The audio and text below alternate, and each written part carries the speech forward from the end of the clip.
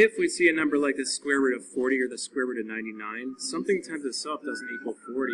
Something times itself doesn't equal 99.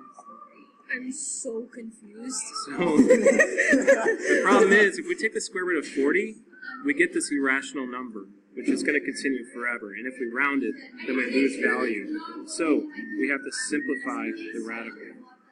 So if we know that 4 times 10 is equal to 40, then we can simplify this radical by asking, what's the square root of 4? Well, the square root of 4 is 2. So we're going to take the square root of 4, we're going to move it outside, and we're going to keep the 10 inside, because 10 does not have an even square root. We just simplified that radical. For 99, we know that 9 times 11 is 99.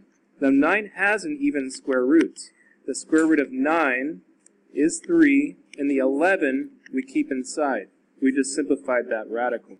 If you have numbers that are a little bit bigger or more confusing, you can use what we call the factor tree method.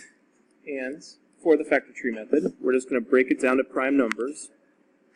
And with evens, always take out a 2. It makes it easier. So 62, 2. 31's prime, so we just broke it down to primes. And what you do is you take 2 of the same number and make it 1 of that number and move it to the outside. We've got 2 2's. We're going to move it to the outside and make it 1 2. The 31 we have to keep inside the radical. So yeah, okay, for 110, if you don't know if you can simplify it, we've got 2, and we've got 52, another even, so 2, 26, 2, 13. Take 2 of the same number. How about these? Take it out and make it 1 of that number. And we're going to have to keep the 2 and this other 2 and the 13 inside. Doesn't matter which 2's you choose, just 2 of the same number, take it out and make it 1. 2 times 13 is 26. So the answer is 2 square root of 26. Next, if we have a number outside, all we do is simplify it, and any number that we take out, we multiply it by this number outside. I know that might not have made much sense, so I'm going to show you.